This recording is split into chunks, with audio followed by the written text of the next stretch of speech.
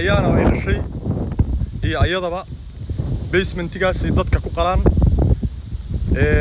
kiliyaha iyo beerkaana lagala baxaa qofkana isbeer baarti baa laga dhigaa intaasaan idin sheegayaa gabadheeda ayaan iyo maamada la joogto Ciise Maxamuud waxa oo dhan film baa la jilay kiliyaha iyo beerka baa la iskala baxaa meeshuna waa Yurub hal iga soo gaaro laami baan taaganahay cidla dacs baan ku soo baxay waxaan idin sheegayo waa wax runa waa walaalkiin Omar waxa la rabaa in la iqasho waka la bedelo anagoo dhan qof kale la iga dhigo mana yeelayo maamadaas xamdi Ciise Galow ah iyo dad kale oo tiro badan oo isku xiran kabtan Ayuub iskalaaj waxa dhan wala isku wada xiran ma fahanti anigu laakiin nuurka iyo iftiin